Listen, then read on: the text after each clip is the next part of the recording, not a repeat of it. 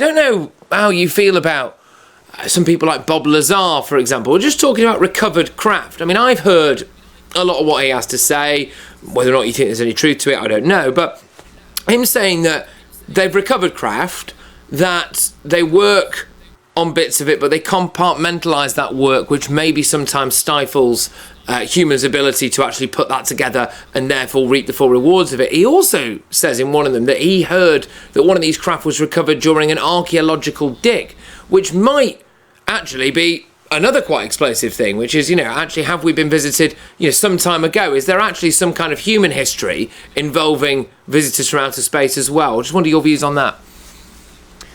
Well, sure, yes. Ancient astronaut theorists say that we've been visited almost since the dawn of time, and we've perceived these visitors as angels, demons, gods, devils, and so forth. Now, I don't know whether that's true. The Bob Lazar claims are interesting. I mean, they came out first in 1989.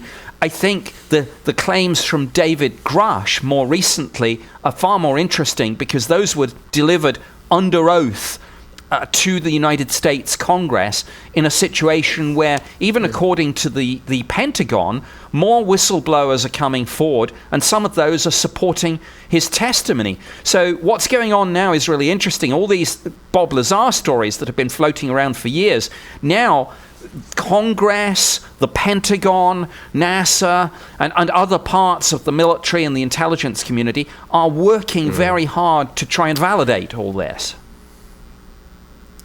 Do you think that presidents and prime ministers know the truth? Do you think that people like Donald Trump, for example, or Boris Johnson will actually be aware, have the full facts, and it's people like us, normal people, who are being kept in the dark? Well, when I was doing this job for the Ministry of Defense, we didn't have definitive knowledge that any of this was extraterrestrial. We didn't rule it out, but we didn't have a smoking gun.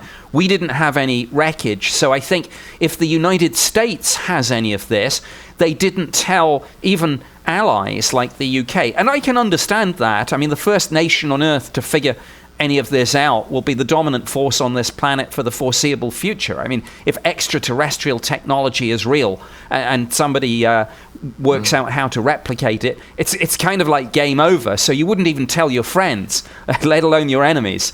So we didn't have it in the UK, but I think in the United States, the president would have to know, because the president isn't just the president.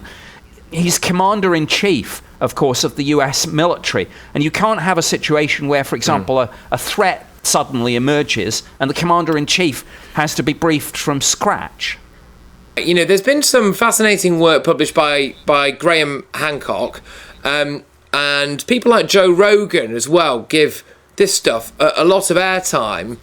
Do you think that people like that are really working to shift public perception on this? Are you quite grateful for the platforms that they give and hopefully make it more mainstream, these kind of conversations?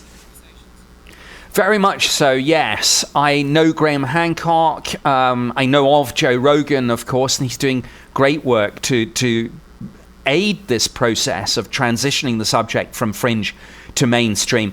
I think there's a kind of establishment view of the universe. There's a sort of establishment view of the history of planet Earth. But, facts have a funny habit of getting in the way. And when it comes to people like Graham Hancock, the more you dig, both literally and metaphorically, the more you find that what we think we know about our past, maybe isn't the full story. So I think we do need to ask hard questions, keep pushing at this, and challenge these kind of status quo views that there's nothing to see, move along here, everything's explained. Nothing is totally explained. The science is never settled. That's not the way it works.